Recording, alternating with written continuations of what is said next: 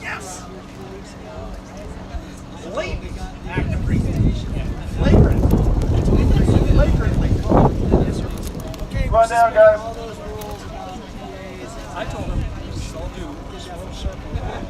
So we didn't have to show up on you and rush the speakers. Let's hear for both. Okay, as promised, we wanted to start right on time.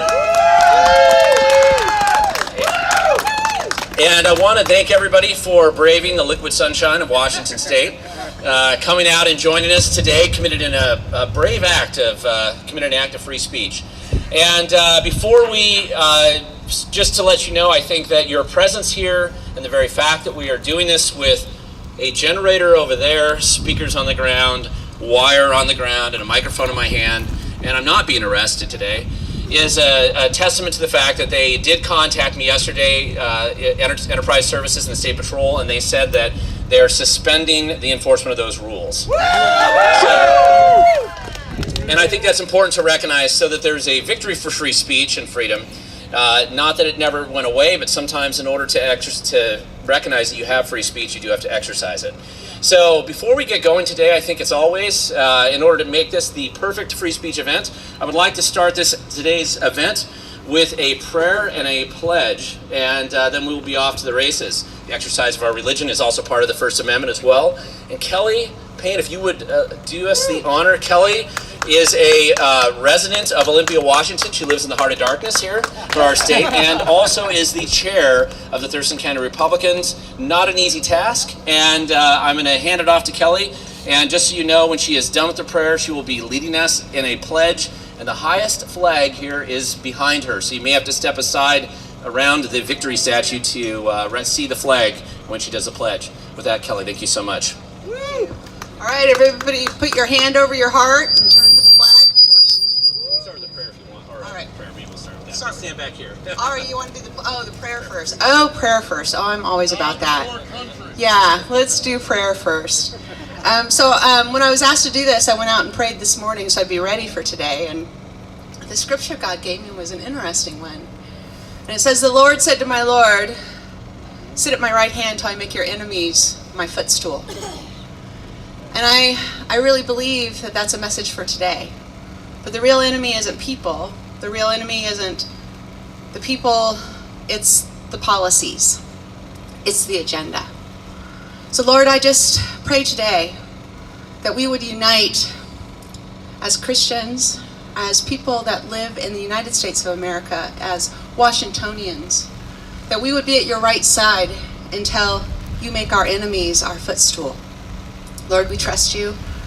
We believe in you. We believe in your Son, Jesus Christ, and we thank you that you defeat our enemies. We remember that David went against Goliath, but he didn't do it in his own strength. He did it because he trusted you. And Lord, it feels like a David moment right now. So we thank you that you are the one going before us. You are behind us. You are above us. You are to our right. You are to our left. You are in our hearts. You are in our minds. And you are with us all the way. In Jesus' name, amen. Amen. All right, I know. Let's go see the flag. All right. So the pledge. I pledge allegiance to the flag of the United States of America and to the republic in which it stands, one nation, under God, indivisible, with liberty and justice for all. Amen. Kelly, thank you so much. And just so I don't avoid interference with the speakers, I'll stand back here. I want to just give a quick background for why we are here today and how this event came about. And I think that's very important, because if you have followed my work at Glen Morgan and at WeTheGovern.com, I'm a pretty public guy. I have been writing articles for many years now. And I've also been doing events here. In fact, I think the first event I remember ever organizing here was at this exact location in 2003. And I remember I organized a running race called Run 'em Out of Government. Unfortunately, people didn't take that message to heart, and we're in the position where we have today. But the thing is, I don't tend to organize a lot of rallies. I speak at a lot of rallies. I'm obviously an activist. I'm a journalist. I like to expose corruption in government, of which there's an unlimited supply. But I generally don't organize rallies. And the reason why I did this, and the reason why we organized this to commit an act of free speech, apparently a radical event in Washington State lately, was because on January 10th, behind me, on the other side of the statue, I came here to an event organized by Jessica Carricker out of Ellensburg. And it was just a classic event that they were organizing. And she told me that she had been threatened with both arrest and citation and all kinds of other harassment that I've actually not seen on this campus before. And it was because that she wanted to have speakers like this on the ground, a generator just like that over there, and wires on the ground. And that was the explicit, specific thing that they said you couldn't have. And then after that, Doug Basler, who's truly provided me the evidence I needed to run today's event, is over there.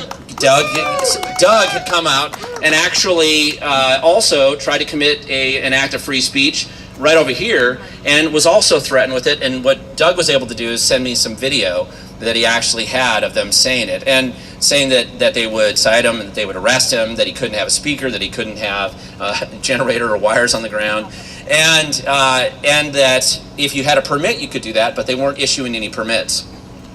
Now, if anybody's paid any attention to the First Amendment at all in the last 70 years, which means that you don't work for the Attorney General's office, then you would know that there's actually there's actually an endless supply of cases in federal court that actually explicitly say that you cannot use the issuance of a permit to suppress somebody's free speech. Period. It is not even ambiguous, except for the Attorney General's office. And so when that came out, we decided that we had to commit an act of free speech. Because, and I watched a pro-life group over here. I saw a video of them being stuck trying to hold the speakers on their lap. I mean, it was just these absurd hurdles to go through just to commit an act of free speech. And so that was why I wanted to organize this event. And I wanted to make it a very clear event for free speech. As everybody here, I'm speaking, I'm committing free speech. You are all exercising your First Amendment rights because we also have the right to free assembly. Part of what we plan to be talking about here today is to petition our government for a redress of grievances, which is also quite clearly part of free speech. And as you see, multiple people with cameras here are exercising their right to free press. And as you heard earlier, we committed a great and brave act of committing to freedom of religion here.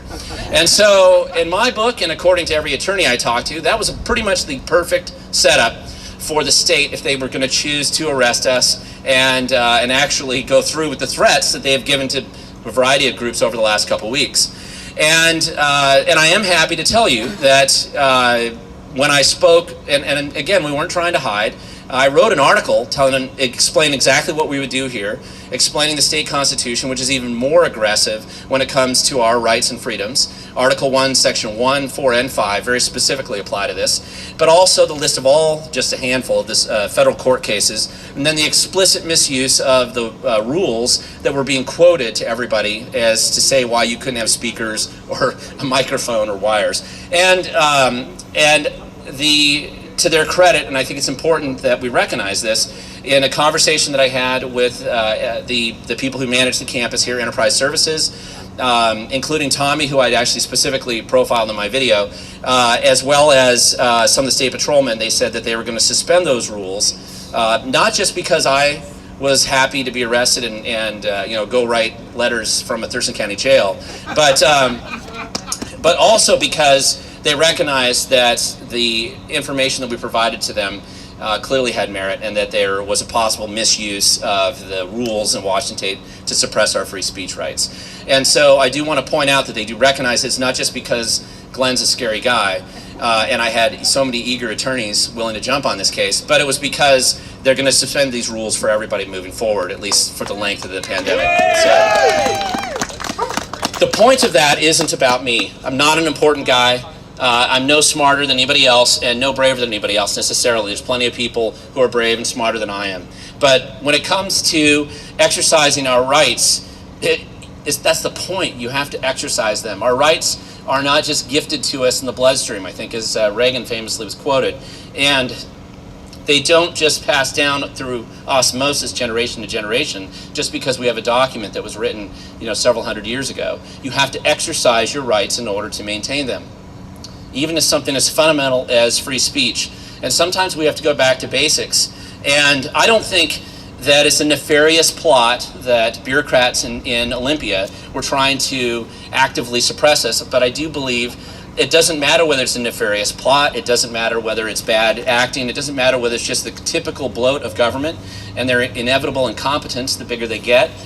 Whatever it is, we still have to step up and exercise our right to assemble, our free speech, and we have to push back when we see our rights being abused.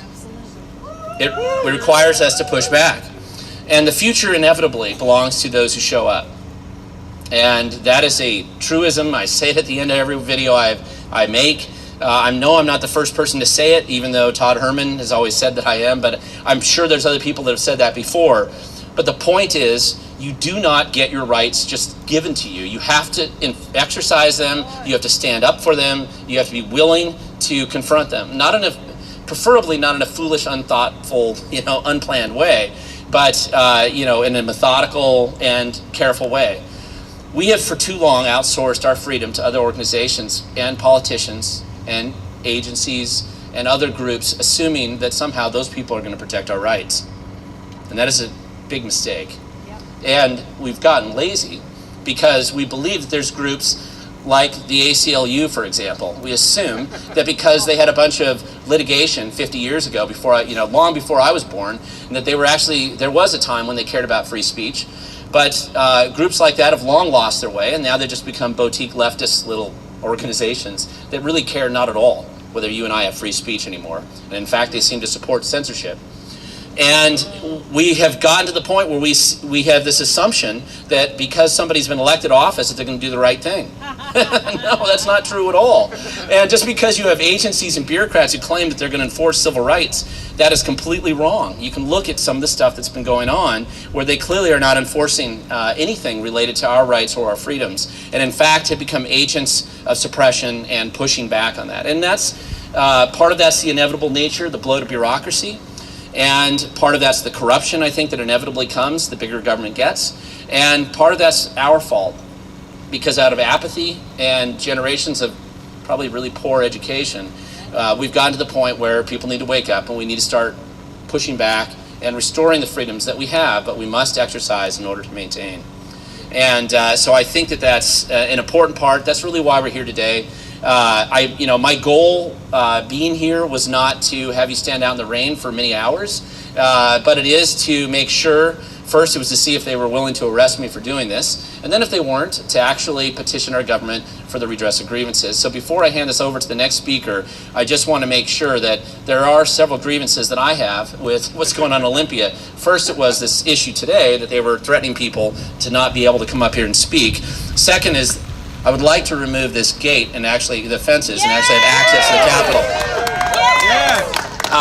That is an absurd and ridiculous political theater that was put on by our politicians and bureaucrats, and it's totally unnecessary. The very same people who tell us a wall doesn't work on the southern border are telling us that this is very important for their own protection.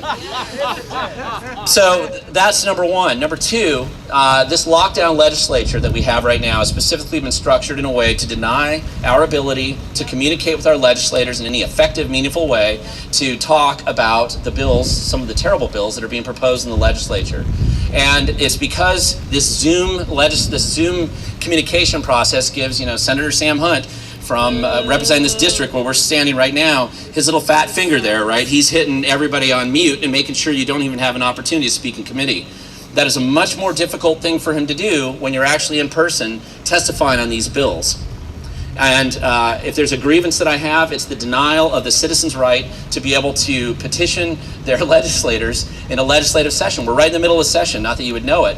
And we need to have that right restored. I think it's absurd. There's not even a quorum on campus. I think any bill they pass in this legislative session is questionable in its constitutionality. The Constitution is very clear about a quorum being needed on campus. And so instead, all these legislators, we don't know who's behind the camera screen when they're voting on these bills. We don't know who's holding up notes for them to read from, and you can see that many of them, some of them are quite marginally literate when it comes to actually speaking in public anyway. But somebody's holding up a script and they're reading it right there as they're going along. We'd like to know which special interest is putting words in their mouth and giving them the script to say during these sessions. I'd like to know. And so I think that that's really the next biggest grievance that I have about what's going on here in Olympia. So before I just hand this off to the next speaker, again, I'm fully aware that you're enjoying the liquid sunshine in Washington just as much as I am, but I want to let you know that I'm imagining there's going to be some other grievances coming up here as well. And I also want to introduce this next person because this next person is somebody who I think has been persecuted more than anybody in the history of the state of Washington as a political activist. 8 years of litigation by the Attorney General's office, an active effort to completely destroy his life in every measurable way, and the great crime that he committed, and if you're a bureaucrat, this is a great crime. By his actions, he has saved taxpayers over $40 billion that you would otherwise have squandered down some imaginary, goofball idea, whatever that is. I mean, if you don't believe the state squanders your money in a frivolous way, well, number one, you're not paying attention. But just for example A, that building right up there, the Employment Security Department, in their infinite wisdom, they decided to give away $600 million, supposedly to a Nigerian fraud scheme. Now, we don't know where it really went because they've actively suppressed any kind of investigation into exactly which internal employees turned off the security controls. And they actively, has come out recently with whistleblowers, told employees there to personally deny people their checks in a hostile activity purposely to make life as miserable as possible. Well, the Biden administration saw that Susie Levine, the former director of that agency, was that qualified her to get out of the JV squad and move on up to pro and go back to DC and show them how they, instead of just losing hundreds of millions of dollars, we can lose billions and maybe trillions and get away with it. And apparently that's what qualifies in the Biden administration. Now, their loss, our gain, we at least lose another corrupt bureaucrat in Washington. But we have a lot we can talk about. I don't mean to get to everybody, and I'm sorry about that. So the next speaker is the person who I think has been persecuted more than anybody else in the state of Washington. The Attorney General's dedicated his life. Well, he ignores the landfill and toxic waste dump that's occurring on the other side of the Capitol Lake right now. He ignores violence in our streets. He ignores violence at the hotels down here when they seize him and Antifa attacks people. He ignores all that, but by God, he has gone after Tim Eyman more than anybody else I've ever seen and more than anybody else in the history of the state of Washington, and yet for the great crime of reducing how much taxes we pay. So for that, Tim, I want you to come on up with that setup and have you share your words of wisdom and commit an act of free speech today. Hey, thanks very much. Let's hear it for Glen Morgan. One of the things that he did, which I can't stand when he does this stuff, is that he says, I'm not important, I'm no big deal. Glen Morgan is a huge deal, and we're so lucky to have him on our team. I had the great honor of doing a traveling road tour about a year or two ago, and we called it the, help me out, Full Contact Activism Tour that we did together. And we tag teamed it. We were speaking to various groups, and our goal was to try and inspire more people to get active and get politically active. And after about 8 stops and various speeches, we both realized that we were probably squelching an enormous amount of activism because we started talking about the kind of stuff that's happened to us. And we found it richly ironic that as we're telling stories about how we're being destroyed, and he has his own lawsuit that I'm going to talk about a little bit. But as all this stuff is happening, we're looking at all these people, and they kind of look white as a sheet and go, yeah, it sounds like a great deal. Maybe we should do that too. Didn't inspire a lot with that. But it really was an amazing experience, and I had a chance to get to know Glen, and the thing that I really admire about him is that he's a smart activist. He's not just a reckless activist. He thinks this stuff through. He understood the ramifications of what he was doing. No matter how provocative his posts were about how we were going to commit acts of free speech, he did his homework. He contacted attorneys. He had things lined up in the event that things went bad, but he didn't hide it from anybody. He shared it with the State Patrol. He shared it with the Inslee administration, with the Ferguson Attorney General's office, with all of them saying, I'm going to do this. I'm going to do this, and I provoke you and I invite you to arrest me if you think that I'm out of line. And I thought that smart approach is something that our side needs to learn more of, is that he knew he was on solid ground, but I know a lot of us feel like we're on solid ground, but he had the guts and the smarts to do it the right way, and he got them to back down before we even did it. So let's hear it for Glen. I really admire Glen. I just think we are so lucky to have him on our side. I don't know if many of you pick up his subtle humor that he uses quite often. One of my favorite stories that he talked about is that when he was in college, he would see that the other side was having a protest, where they were starving themselves, where they were on a fast, and he would have a barbecue right next to them at the same event in order to be able to illustrate the absurdity of the other side. And so there's something about Glen, as with me, I think we're both acquired tastes, but I think that the humor is critical, because we're in a pretty dark time right now, and if we can't use humor and a lot of dark humor, we're not going to make it through this thing. So let's hear it one more time for Glen. Well, he did bring up my thing with the Attorney General, and I rarely have a chance to talk about it extensively because I'm usually doing something but on some kind of project, but you know, we're talking about First Amendment, so that's what I'm going to talk about today. This Wednesday in Thurston County Superior Court, a judge is going to make a ruling. 8.5 years of my life has been devoted to this non-stop investigation, litigation, persecution against me, my family, my supporters, all the people that have helped me over the years, and it's reaching fruition where there will actually be a decision.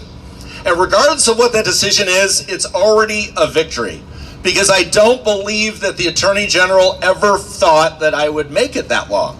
That at some point you would give up on me, or I would give up and break and basically move to Idaho and sell real estate for a living or do something and walk away from it. Never! And I think it's a combination of masochism, stupidity, stubbornness, and just a belief that if they take me out, that who's going to be next? And so 8.5 years. It's hard for me to believe that we're reaching the point where there will actually be a decision. And on Wednesday, between 1:30 and 3:30 in Thurston County Superior Court, the judge is going to issue his decision. During the trial, the state said they wanted to be reasonable as far as the penalties are concerned. So the penalty they want is a $7.6 million fine. So reasonable. So reasonable. Glad they held back. And a lifetime ban on all future political activity. Absolutely not. So I'm glad they're being so reasonable and not pushing the envelope too far. And so Wednesday of next week, we find out the decision on it. And like I said, I feel it's already a victory that because of thousands of people throughout the state that have donated to my legal defense fund, I was able to survive this. But in the process, they literally took everything I have. It looks like we're going to lose our house because it's the only way to be able to pay the lawyers. But I am just so grateful that so many people have helped me reach this stage where I'm actually able to get some kind of decision. And it's an amazing thing, and I just want to say thank you, everybody, for that. What are the charges? What are the actual charges? The thing about this that is always difficult is that the state, throughout their investigation, realized that the process itself is the punishment. That they can mirror your hard drive. They can depose you. I've been deposed like 5 times. They deposed my wife. They deposed supporters that had helped me over the years. And they would subpoena people and ask them for the last 10 years of emails between Tim Eyman and you. And the message was pretty clear that if you help me, you will pay a price for it. So stop helping him. And what it did was I found that more and more people were willing to help me because they saw this abuse of power and they saw the injustice of it. And they say to themselves, no matter what he did, is this an appropriate penalty? To lose everything you've ever had, take away a guy's house, basically destroy his life, because as Glenn said, my original sin was being a conservative in the state of Washington and being effective at it. So the charges, I love the charges, allegations. For the last 8 years, for example, I asked people to help me and help me survive this thing. The Attorney General during the investigation found out that people were helping me. And they suddenly said that if Tim Eyman receives a check made payable to Tim Eyman or Tim Eyman Legal Defense Fund, that is a campaign contribution that needed to be reported. Now, if you understand campaign finance law, you have to report all your contributions to a political campaign. And I'm not a political campaign. I am a person. I'm a human being. And so the state, in order to be able to bolster their argument that these are campaign contributions, came up with the novel theory that I am no longer a person. I am now a political action committee. Tim Eyman, personally, is a political action committee. It's the first time in human history a person would be considered a political action committee, but what does that mean? Normal human beings have no idea what that means. What's wrong with that? A political action committee has to report every dollar you receive and every dollar you spend, regardless of what it's for. So if I go to the grocery store, they think that that has to be on a campaign report. Money I spend on toilet paper, money I spend on car insurance. Anything that I spend my money on has to go on a campaign report on a monthly basis.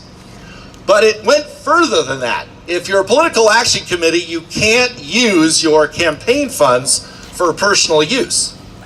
So I would be prohibited from using my own money to spend money for me and my family to take care of them. How do you live like that? The point is you can't. It's simply impossible.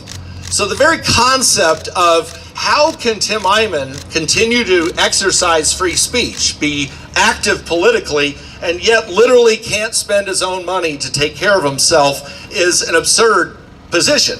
But he nonetheless, the AG said, Mr. Eyman in the last 6 years has collected $766,000 in quote-unquote campaign contributions that he never reported.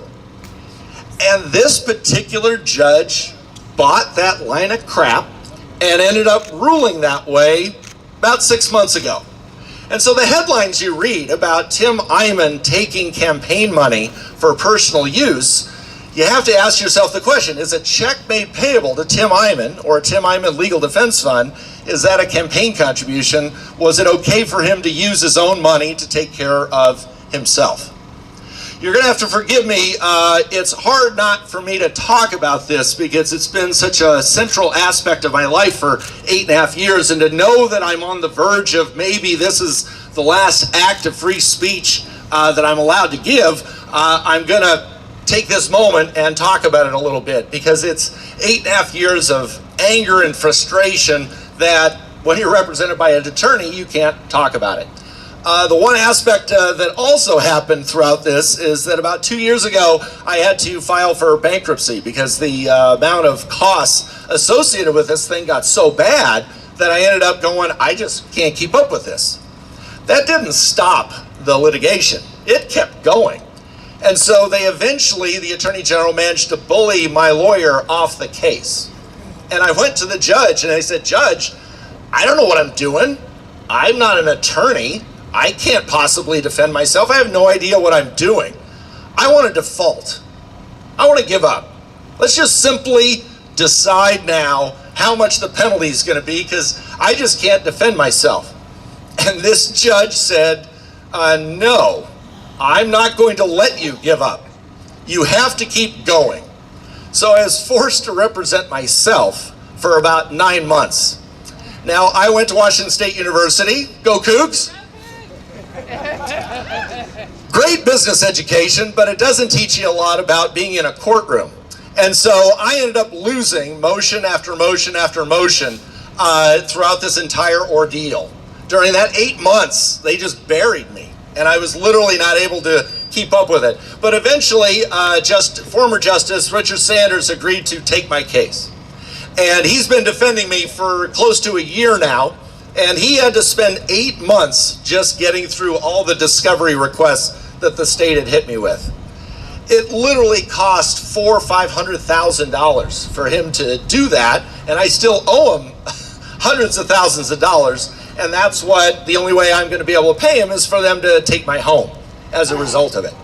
And so I'm just enormously grateful for Richard that he didn't just walk away from the fight. He stuck with it and was willing to get me to the point where I actually get a decision on Wednesday. I went much longer than I expected to go today. I'm sorry about that. But I just want you to know that I am just so grateful to all of you for being with me throughout this entire fight. It's been 8.5 years. Let me let you know a little secret. You know, regardless of what the decision is, the Attorney General will find it inadequate and will end up appealing it. So this will go on for years longer. And so the thing that I'm most proud of throughout this entire 8 years during this thing as it's been going on is I think Ferguson wanted me at some point to just stop trying, just to give up. And the thing that made me so happy and proud is that I basically took the advice of Glen Morgan and say, you need to become a super activist. You need to show that this has only inspired you to do more. So I've been doing initiatives, and you've been passing them. $30 tabs, anybody? 3 times. Admittedly, a very confusing initiative. Very, very confusing. 9 justices on the Supreme Court said it was too confusing for voters. I ran for governor.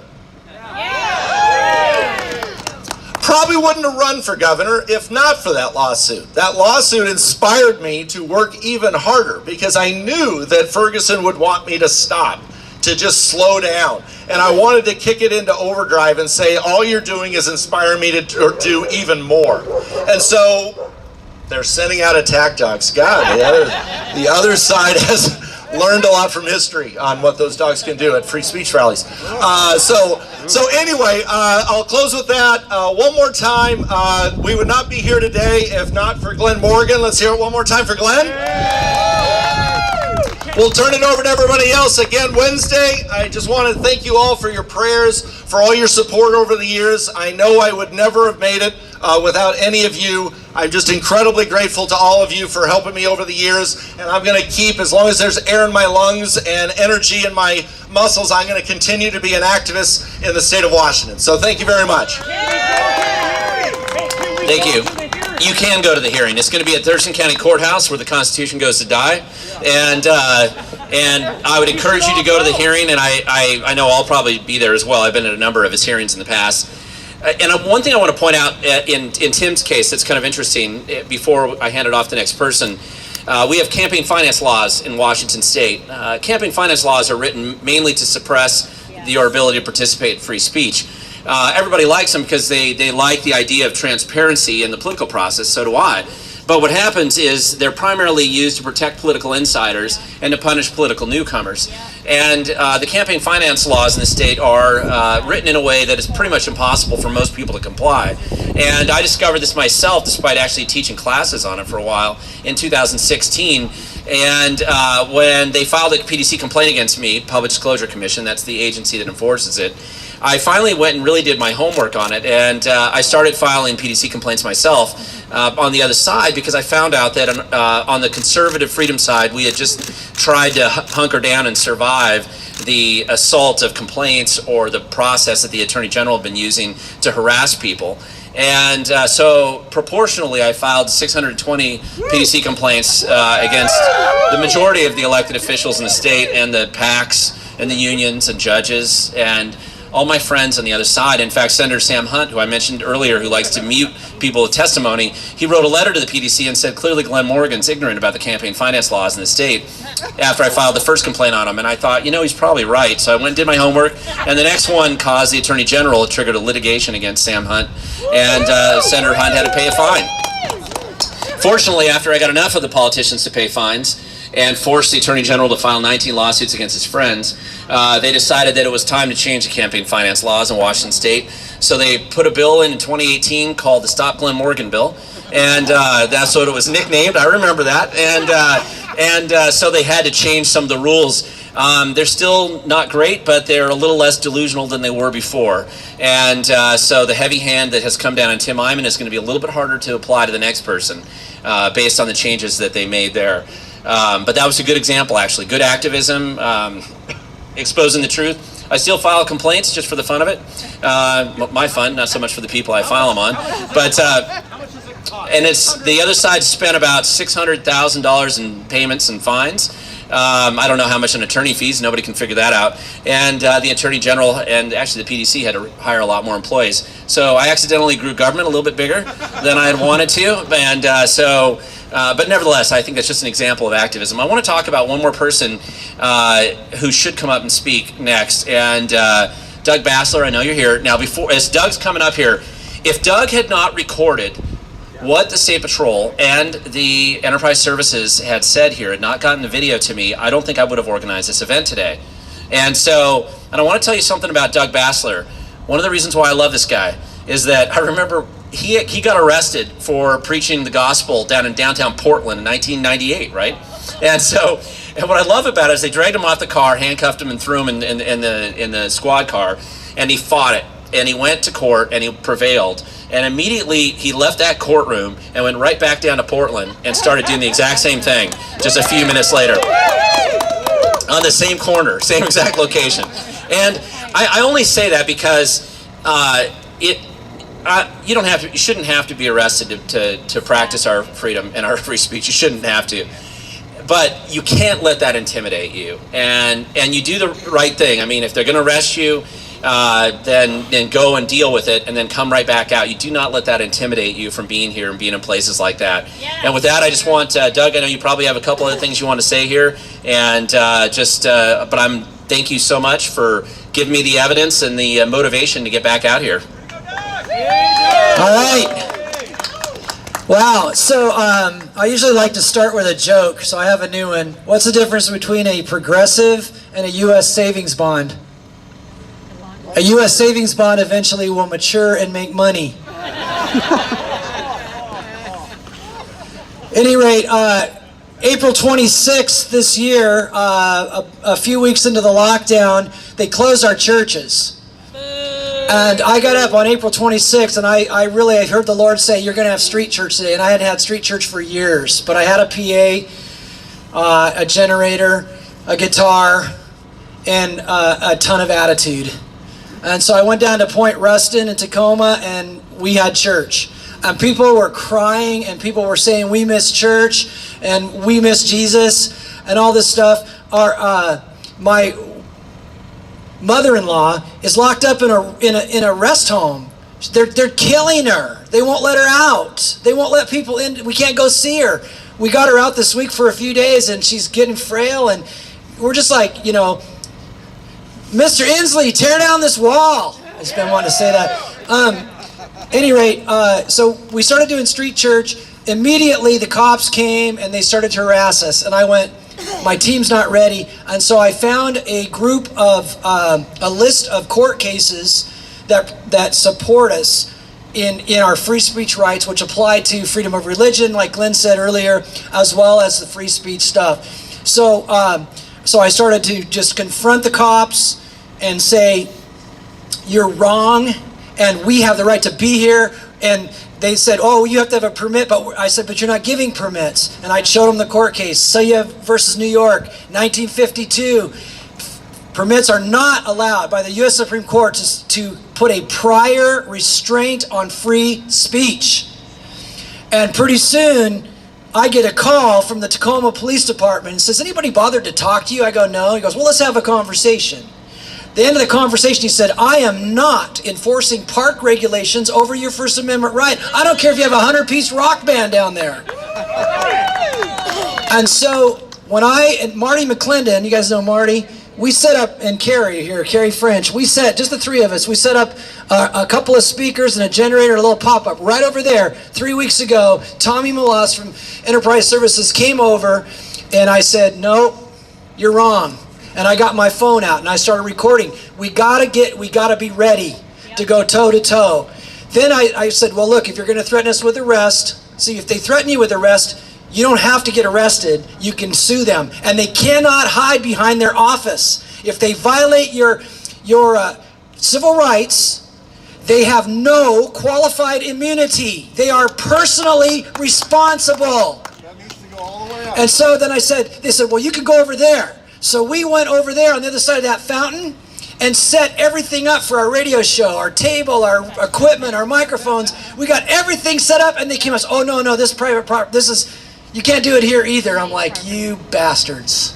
I mean that in the Christian way, okay? So I'm just saying, look, it's harassment. So I called Pacific Justice Institute, and they had already offered to defend us. And they were saying, we will come, we will defend you. And I said, okay, how much is this going to cost? They go, sir, we will charge you $1. So I want everybody to go to pji.org and give them money, because that's what they do. They defend us if we're willing to fight. As soon as I call them, they go, oh, we're so glad you called. We're very concerned about lack of access in Olympia. They immediately got happy. Write out a report, send them the videos. So they did the investigation. They came back and said the law against structures has to do with camping. And there's case law in Washington State that says you have to prove they're going to camp. Anybody want to camp under that speaker right there? Anybody been camping in Washington in the winter? I need more than that. I like my travel trailer. Thank you very much. So any rate, contacted Glenn. I think you put all of that list of rights are on wethegovern.com. Look, he's right. We have to fight now. So I hope, if you've got a PA, get it over here, put it on the ground. Let's keep going. They said they suspended this indefinitely, but if next week somebody comes down here and they pull the same crap on them, let us know. Get a hold of Glenn, get a hold of me or whatever, and we will immediately sue them. PJI is ready to sue them right now. Right now. So God bless you guys for coming out. Wait a minute. On what grounds were they trying to deny it? The specific grounds, that's a good question. So specifically, there were two WACs that they were using, and I have them on my website. I don't know if I have them totally memorized. I think it was WAC 200-220-235, right? And specifically, it had to do with camping. And there is federal case law that say you can't have camping overnight as part of a protest. And that's probably a good idea in the city, because if you look on the other side of the lake, they do like building big toxic waste campgrounds, and that it really looks more like a landfill over there, and that's probably closer to resembling that. And understandably, the people who manage the Capitol here would prefer not to have it look that way out here. So that's an understandable desire. What it was is it's being misused and misapplied. And the truth is, normally, it's been fairly easy. Going back 100 years, it's been generally pretty easy here to get a permit, because it was you just called up and said, hey, I want to do an event at the Capitol. And all the reason the permits primarily exist here, so that if there was already a group over there, they could just tell you that there's already a group there. Why don't you move your event here, or on that lawn, or on that lawn, or on that lawn? They would just give different locations. But unique in state history, for the first time in our existence, Governor Inslee decided to shut down the entire state and declare a bizarre emergency that has never ended. Remember 2 weeks?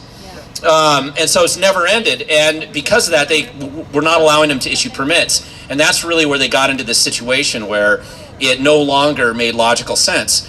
Now, neither does much of bureaucracy. And a bureaucrat's rarely capable of thinking logically. They just simply go through whatever's on their plate. And that was what they were doing it, and then they got away with it because the first people folded. And then it kind of, goes, and they just get used to misapplying the law. So again, our rights exist to the extent that we're willing to exercise them. They will not automatically exist otherwise. We have to be willing to exercise them. So I think that's important to remember. Now, I oftentimes have been focused on exposing corruption in government, and I say many times that there's a mountain of corruption concealed by an ocean of incompetence. That's how corruption exists in government. Incompetence is a feature, not a bug, of big government. And so it's something just always to remember, but not everybody in government is, always trying to be corrupt. There's a lot of good people there that come to me as whistleblowers. There's a lot of, in fact, almost every agency right now has somebody there that'll tell me some things that are going on internally. They know when things are wrong. They're willing to come forward. And the truth is, not everybody in elected office is terrible. Not every single person is incompetent or bad and destructive to our free speech rights, as somebody like, say, Senator Sam Hunt. And we do have some good people representing us in the legislature, people who are willing to stand up for our rights and for our freedoms, and who recognize and who voted against the rules that this legislature is operating under right now.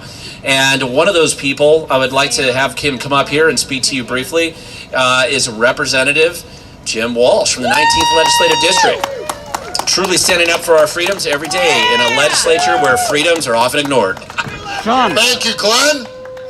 Well, welcome everybody on this beautiful Washington day. Again, let's give it up for Glen Morgan, who set this up and is a tireless champion for you and your constitutional rights. The right of petition and of the people peaceably to assemble for the common good shall never be abridged.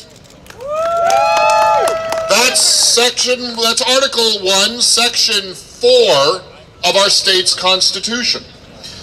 Our state's Constitution is a brilliant document. Immediately after that part comes Section 5, which says every person may freely speak, write, and publish on any subject. Our state's Constitution takes some of the points that our nation's Constitution makes and extends them, gives you even greater, clearer, stronger rights than the federal Constitution does. And remember always, in our state's Constitution, the Bill of Rights is Article 1. It comes right at the start of the document. And to me, that's greatly important. Yes. Now, why is freedom of speech so important? Why? Because of these fences. Yep. It's with speech. It's with words and logic and argument and clarity that we make tyranny fold. It's what we have to do, and we always have to do it. It's a constant battle. Long before these puny gates were put up, grasping would-be tyrants have been using crises and emergencies to grab power for as long as humans have been around. Go back in time, go back to the classics. In the Roman Empire, the Gracchi brothers staged a fake coup so that they'd have the reason to have armed bodyguards that gave them a small army inside the walls of the city of Rome.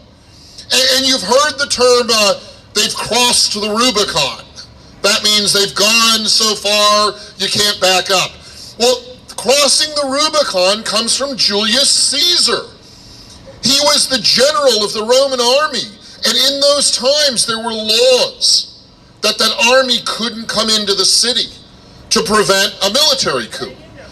And under the guise of a supposed emergency, Julius Caesar brought the Roman army into the city of Rome and effectively took control of that country and empire.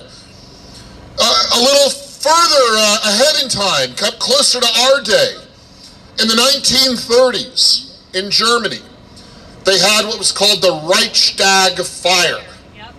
The Reichstag is their parliament building. And a group started a fire, attacked the building, and there was a great political brouhaha after the fire over who'd caused it. Now, some bad guys said it was anarchists, kind of similar to the Antifa that we have today. But the anarchists said it was the other guys, a gang of right-wingers who eventually took control. But whatever the matter, they used that fire in their parliament building as the excuse to consolidate power and exert control over the people. And the people, well-meaning people, decent people in many cases, went along with it. Why? Because it was an emergency. We have to be careful of these emergencies. It's how tyrants gather power. And our great shield, our great weapon against that grabbing power, well, it isn't a knife and it isn't a gun. Our great power against that tyranny is words, it's speech, it's truth. And we have to be able to speak the truth to combat tyranny. That's our greatest weapon. And the truth is, as we're seeing all around this state, the crisis over COVID-19, which is a real virus, which does cause real sickness, has been overstated. And as even health departments in our counties around the state are saying now, this governor's administration's response to COVID is not based on science, it's not based on fact, and it's not based on equity. It's based on consolidating power. And we must press back against that.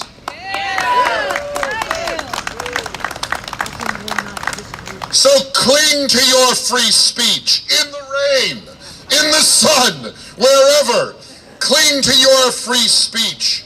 Stand for your right to freely speak, to freely write, and publish on social media, in old-fashioned media.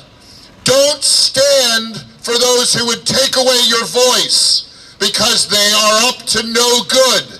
They want to put up fences. They want to restrict your access to your government. They want to limit your freedom and your liberty and your independence. This country and this state were born on resisting that tyranny. It's your legacy. It's your inheritance. Protect it. Remember it. And stand strong for your freedom and your liberty in this free state of Washington and this free nation of the United States. God bless you all. Keep talking. All right. Thank you, Representative Walsh. And you see why I enjoy having legislators like that in Olympia. So with the restoration of the liquid sunshine that we have in Washington State, I just wanted to let everybody know we're going to start to wrap this up. Brevity is the soul of wit, and actually brevity would make a lot of our rallies be a little bit more popular if they don't drag on forever. So I just want to, in closing, just give it just a little summary of something I think that we need to pay attention to. I mentioned earlier that we cannot outsource our freedoms to other groups and expect that somehow they're going to represent us and protect us or save us or do what needs to be done to ensure that we don't just lose our freedoms, but that we restore those that are being taken away. Too often, I think we obsess about what happens 3,000 miles away and pay almost no attention to what happens down the street where we live. And yet the truth is, 80% of our lives, if not more, is dramatically affected more significantly by what occurs in, the city of Olympia, or in this building behind me in Washington, in the state capitol. What happens in your school district, what happens in your local government, matters a lot more. If the city of Olympia decides they're going to defund the police and take away 50% of their law enforcement here, how much is that going to affect you if you live in the city of Olympia? Quite dramatically. If the Capitol building in Washington D.C. falls in on itself, are you even going to notice? Most of us back here probably won't. It's 3,000 miles away. It doesn't affect our day-to-day lives. But yet, we obsess and we spend a phenomenal amount of time and energy writing and obsessing about what's going on in D.C. and almost no time paying attention to what's happening in our community where we live. And yet that's where our freedoms and our life and the impact on our children and our future is being eroded. And I encourage, as I have now for many years, and I just want to continue this, think about what you can do to make an impact locally. There's a saying that the environmental movement has used for many years. It's very good because it applies to activism. Think globally and act locally. I want to think globally about freedom and liberty, and I want to act locally to implement it. I want to act locally in my city council, in my county commission, in the port, here in Olympia, where we should have more access than what we have now. And I think that that's the important thing to remember, ensuring that we retain our freedom of speech, our freedom of assembly, requires us to be eternally vigilant. You don't always have to dress up like Thomas Paine, which I want to point that out here. Yeah, good job. But it is important that we are willing to stand up and do what we need to do and be wise about it. Work together with other people that you trust. Don't outsource it to somebody else. Find little victories that you can have. Today was a victory. Today was a victory, guys. It really was. But I don't want to go home and just forget about it, right? We're going to be moving forward. You're going to be doing a lot more. And so I just want to encourage everybody. Again, I do have a website, wethegovern.com, if you want to see what's going on there, at least until they decide to take that away. And I still have a YouTube channel, We the Govern, as well. And as of last night, Facebook even restored my Facebook page, which is kind of funny. So we know that there's censorship afoot.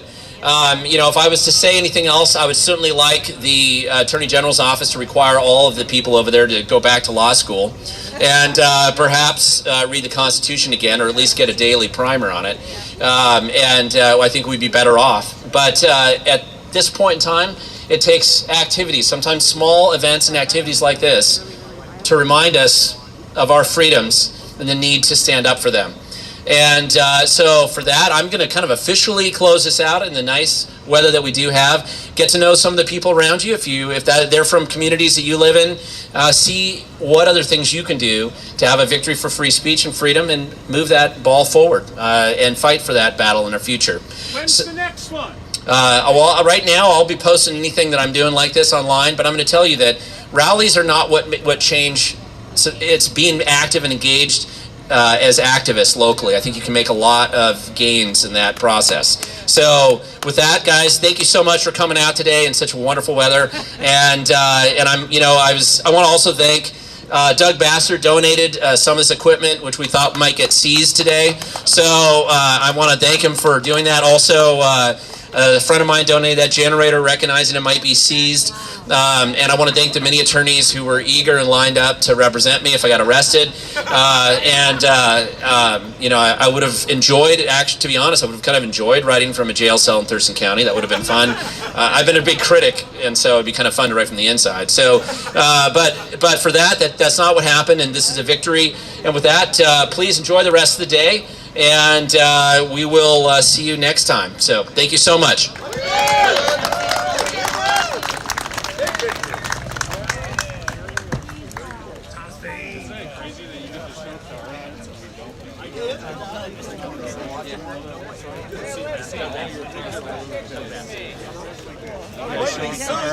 John! I ended up Yes. I was going to just see if I could interview people. I also wanted to see, I see a bunch of flags over there. I was going to see what's going on there. But I want to interview Thomas Paine. I can tell he has something to say. 206 501 501 I don't want to live stream his phone number. Alright, that look great. And there's another group of people that don't. Yes. Checks in the mail. And this is my word. Whenever I see you support Oh, yeah. Oh, I appreciate it. Oh, cool. Yeah. I'll go right over to them after. Good to see you. Thomas Paine, I got the feeling that you had something to say. I'm still live streaming, so I'd love for you to talk about why did you come out here dressed as Thomas Paine or, as Thomas Paine? Well, the common sense of free speech is that some speech is more important than others. And we tend to think of free speech as the right to post on Instagram what we had for dinner, to have 1,000 followers looking at whatever we say.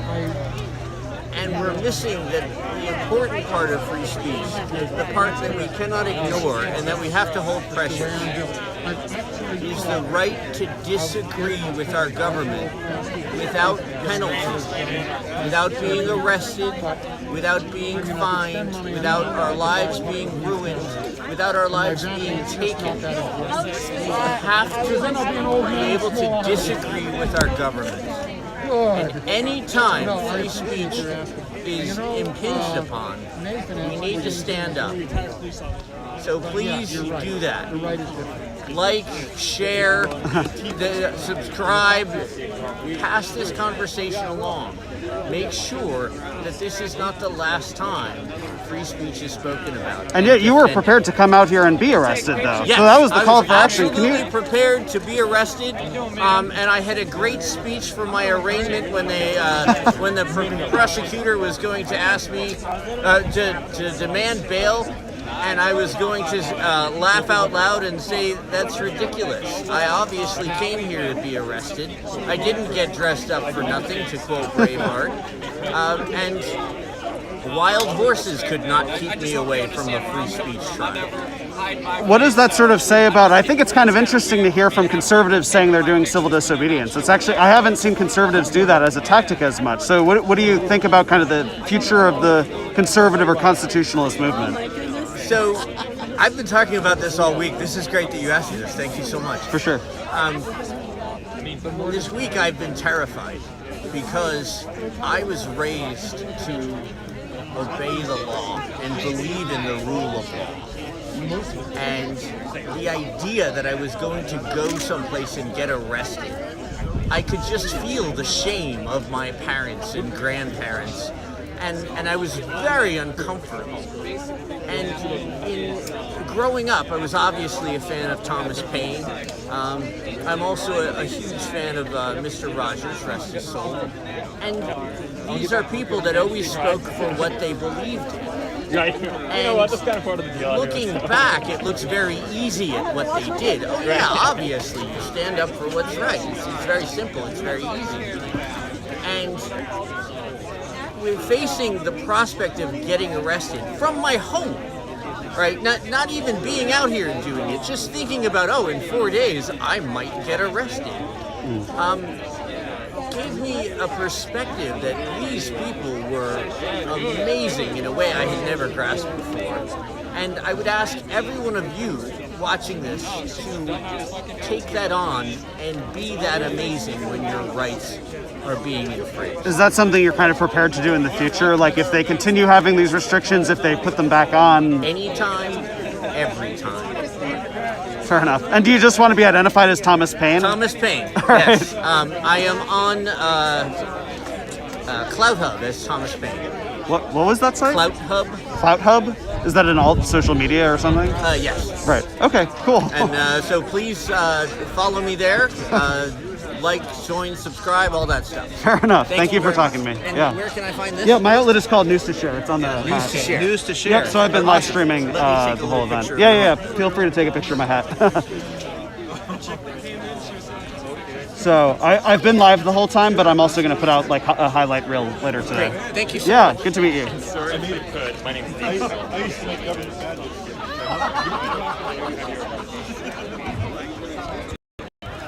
So, to the people who are watching here, that was the conclusion of this particular event, although I've heard that there are individuals who are I am still live, but were you gonna head over to those guys? You know each other. Yes. Yeah. But so I'm still live, but we'll talk after. That's the Patriot Party group over there. Yeah. So I'm gonna go have a chat with them, see what's going on over there.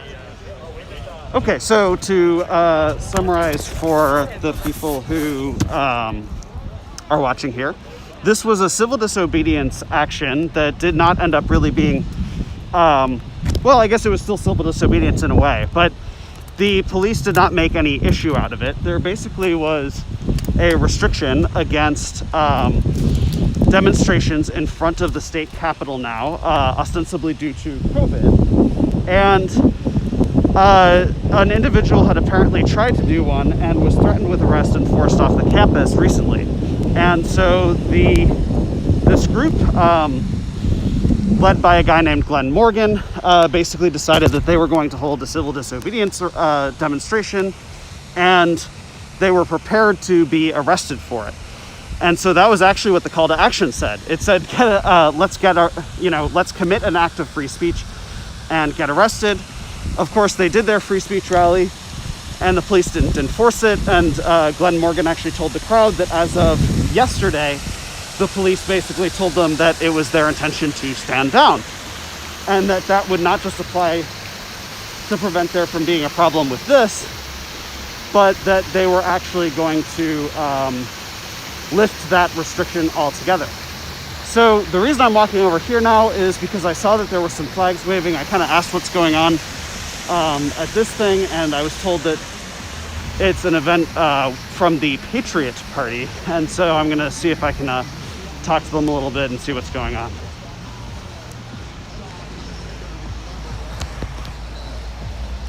Just to be clear, though, it is a separate event.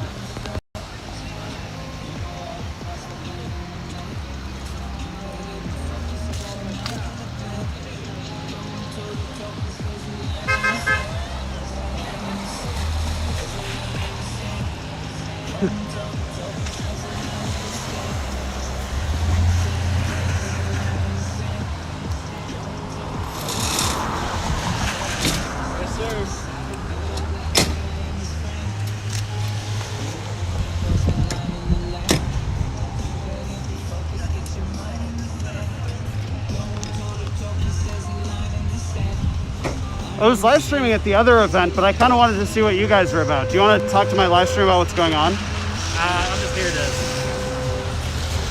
here at the Patriot, this sport saying fuck Joe Biden.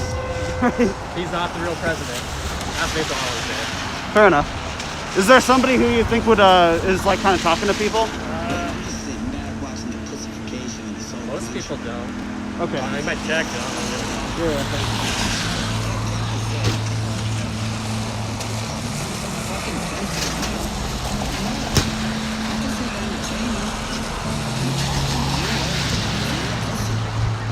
It's a cold world, easier to play this shit safe. Knowing how the world gon' judge you if you make a mistake. These miserable fucking people so saturated with hate, they can't wait to pile it on someone else's plate. Like if I'm right with every word except for one in the song, they'll only focus on and judge me for the one that was wrong. Cancel this, cancel that, fucking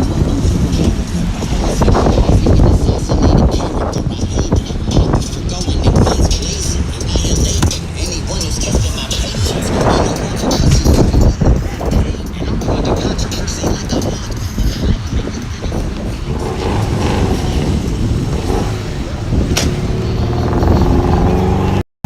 All right, so I kind of talked to one of them for a second. He actually had the Proud Boy logo on his hat, although I didn't ask him if he's actually a member of it. But in any event, when I went across the street, the individuals kind of covered their faces with the umbrella, I think kind of signaling that they were not trying to talk like the other group was. So heading back to the middle now, I'm going to see if anything new is going on, but I'll probably wrap up the live stream, assuming that everything there is still calm.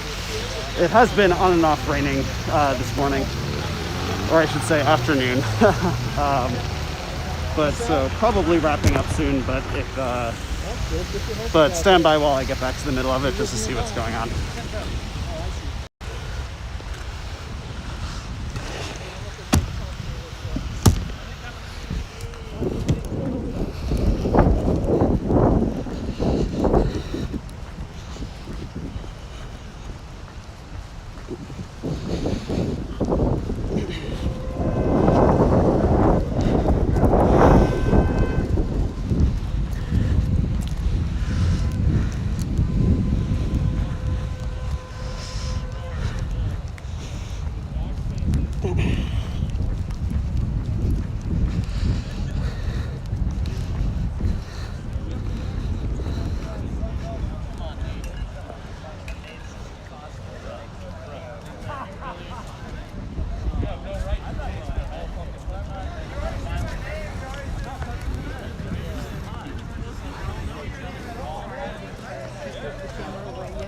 Sorry. Yeah, in just a bit. I was basically just going to get some final kind of wrap-up shots. You know, the thing is that sometimes after the after is when the after comes. Yeah, no, it's true. Like, yeah, it's like people's entries and departures are sometimes when there's issues. Like, if they were going to, but it doesn't seem like anyone's counter-protesting or any kind of problems. No, it was very good, wasn't it? Yeah, this was definitely a peaceful, and it sounds like the police, as much as they had the rules, like the police didn't seem to have any interest in this. Have you come to some of the other ones? This is my first time at this event. Oh, okay. Around here. I came to the one that they talked about the fence. Mm-hmm. And when they first put it up, and they said what they, and all this kind of stuff, but they wouldn't let them put anything on the ground. See, this guy's rallying some issues. Oh, sure. The guy with the colored pants on. Actually, I don't see. Which person are you talking about? Yeah, the guy in the brown jacket over there. This one with the. I see. He's kind of doing. Oh, is he like a boogaloo guy with the Hawaiian stuff? Yeah. I'll check it out. Ford? Yes. Stick around. Yeah. Are you expecting something else to happen, or? Leaders are defied. Mobilized Marxist armies should be put in the ground, not given a voice to speak, you retard.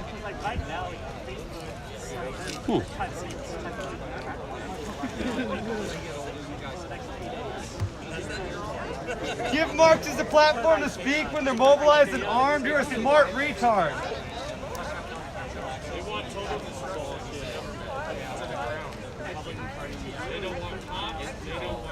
Who's he directing at that? Who knows?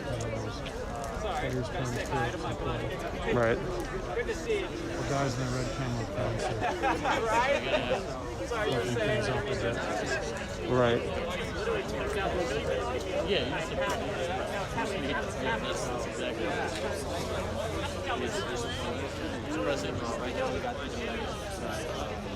you got to stay organized. You got to keep your game together.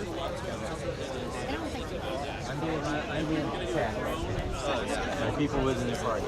Not surprised. Shocking. It's been a while. The guy don't care that the city shoots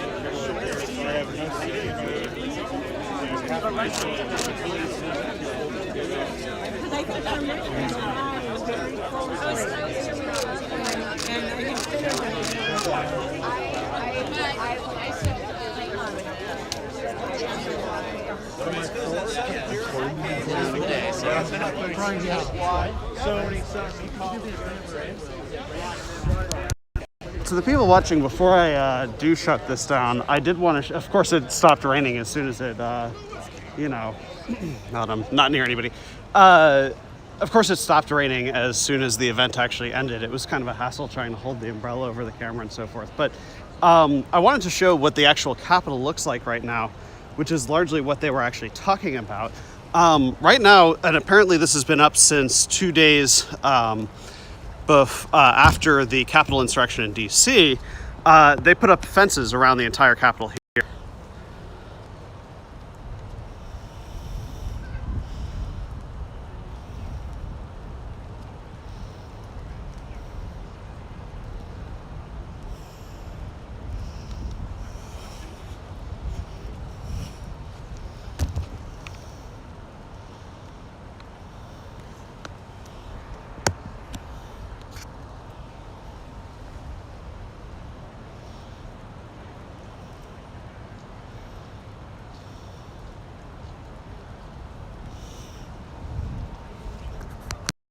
And so that was largely the grievance that they had, is that they didn't have access to their Capitol building, and apparently they were told that it would be arrestable to attempt to hold demonstrations on the campus, as they just did.